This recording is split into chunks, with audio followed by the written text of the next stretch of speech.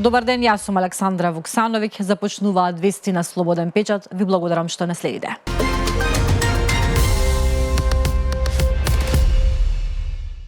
Известувачот на Европскиот парламент за Македонија Томас Вајц изрази надеж дека по локалните избори земјава ќе ги направи потребните уставни измени за вклучување на бугарската заедница како малцинство во македонскиот устав, со цел откочување на евроинтеграциите. Во изјава за Европската новинска редакција, Вајц вели дека усвојувањето на уставните измени ќе го отвори патот за вистинскиот почеток на преговорите. Европратеникот додаде дека македонската влада полека но сигурно ги спроведува агендите поврзани со малцинствата, коридорите и безбедносните прашања, со што има одреден напредок, но вели дека засега се уште не достига вистински пробив за напредок на европскиот пат. Бугарскиот претседател Румен Радев за време на вчерашната средба со претседателот на Унгарија Тамаш Сујок повика Унгарија да ја убеди Македонија дека промената на уставот и европскиот консензус по однос на ова прашање се неотповиклив услов за членство во Европската унија.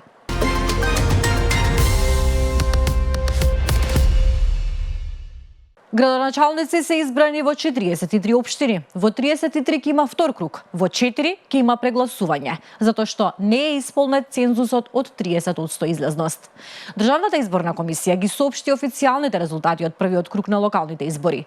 Коалицијата Твоја Македонија, предводена од ВМРО-ДПМНЕ, освои 33 градоначалнички места во првиот круг. Коалицијата Вреди победи во 4 општини. СДСМ освои градоначалници во 3 општини, а НАј исто така 3 општини. Излезноста во првиот круг од 8 локални избори во Македонија е 46,63%, односно гласале 854.620 граѓани.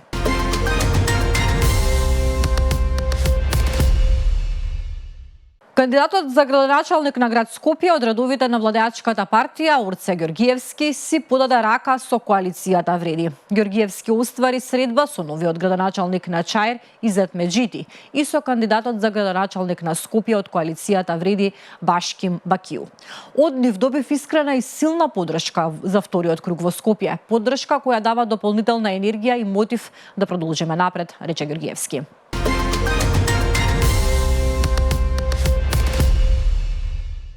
Ја водиме битката на Давид против Голијат. Ова го изјави за Слободен печат кандидатот за градоначалник на Скопје од редовите на Левица, Амар Мециновиќ. Тој вели дека остварениот резултат е историски, бидејќи за прв пат во вториот круг влегува кандидат кој не е поддржан од двете најголеми политички партии во Македонија. Мециновиќ открива дека во последните денови од кампањата почнал да верува дека пласманот во вториот круг е можен. Во наредниот состав на Советот на град Скопје, Левица ќе има 6 советници, со што ќе стане втора партија по ВМРО-ДПМНЕ. Свесен е дека предноста на представникот на владеачката коалиција е голема, но верувам дека победата е можна.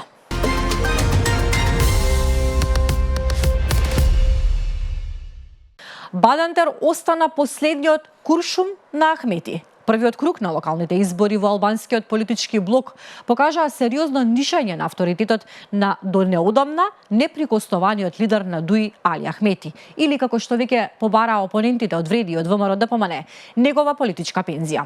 Вреди пак и покрај предизборниот удар што им го нанесе Арбен Таравари, неговата алијанса за албанците, се консолидира и набранот е на изборната победа, барем според тежината на освоените општини, особено по победата над Бујар Османи во Чаир. Вториот изборен круг ќе даде одговор дали Ахмети со победа во Кичево и евентуално во Тетово ќе успее дуи да ја извлече од амбисот, иако според бројот на советници освоени гласови, нивната коалиција Национална алијанса за интеграција води пред Вреди. Вреди уште во првиот круг доби 5 градоначалници. Во нокдаунот на НАј во првиот изборен круг, очекувањата се дека сите тие сили во вториот круг ќе ги насочат кон Кичево. Прочитете повеќе од Маријела Трајковска.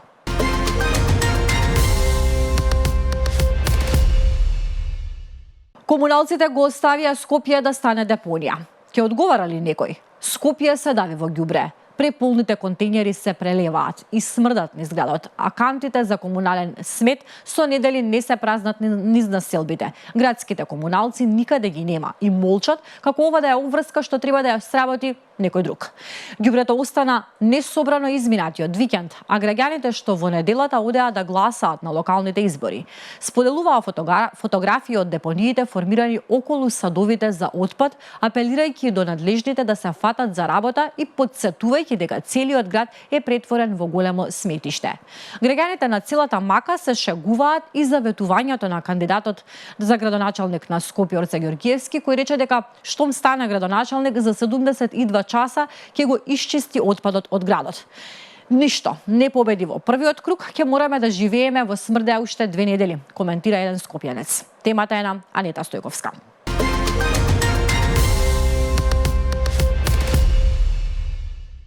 Регионалниот центар за гранични работи Југ поднесе кривична пријава против СР 33 години од Радовиш поради постоење основи на сомнение за сторено кривично дело криумчарење мигранти.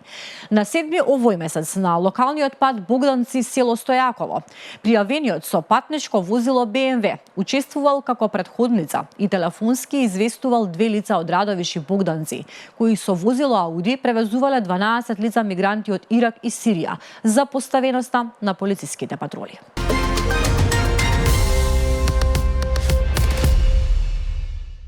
Председателот на владата Христијан Мицкоски заедно со владина делегација ќе присуствува на самитот за Западен Балкан, кој оваа година се одржува во Лондон, Велика Британија. Председателот заедно со вице-премиерот Александар Николовски, министерот за надворешни работи и надворешна трговија Тимчо Муцунски, министерката за финансии Гордана Кочовска-Димитриевска, како и министерот за евроинтеграција Орхан Муртезани, ќе учествуваат на голем број состаноци во состав на Берлинскиот процес.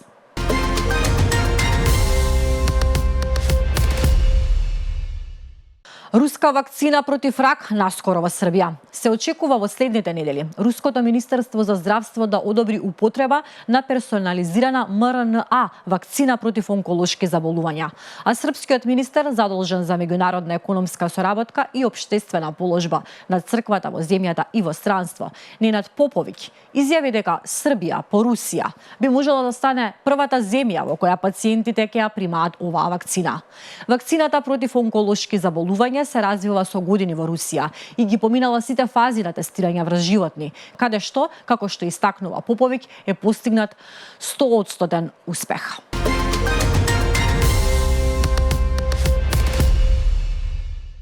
Најмалку еден човек загина, а 4 се повредени кога силно торнадо ја погоди општина Ермон во северна Франција. Пожарникарите и безбедносните сили мораа да интервенираат не само во Ермон, туку и во соседните градови. Според локалните власти, мобилизирани се 80 пожарникари, 50 полицајци и 20 медицински работници од итната медицинска помош. Предизвикана е значителна материјална штета.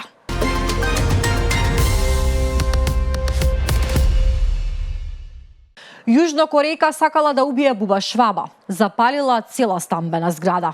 Во пожарот загинала една соседка, а неколку жители имале респираторни проблеми од чадот, откако младата жена се обидела да ја убие Буба Швабата со пламено фрлач. Таа им кажала на полицајците дека се обидела да ја запали Буба Швабата користејќи запалка и запалив спреј, објаснувајќи дека таа го користела овој метод и во минатото. Но кога го сторила тоа вчера, работите во незината куќа се запалиле и таа не можела да ги контролира пламените јазици, предизвикувајќи станот да изгори. Жената што загинала била на возраст од 30 години од Кина.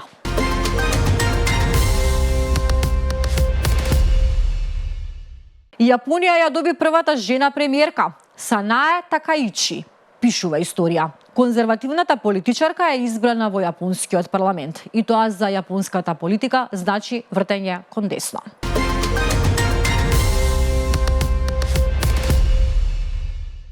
Трамп ја претвора Белата куќа во палата.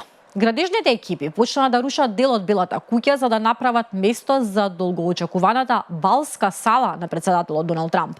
Според него, сегашната сала за прием може да прими 88 лица, додека новата ќе може да прими 999 гости. Источното крило на Белата куќа традиционално го користи првата дама на САД и нејзиниот тим. Ова беше последната информација во овие вести на Слободен печат. Повеќе информации ќе побарате на нашиот сајт. Благодарам на вниманието и на довербата.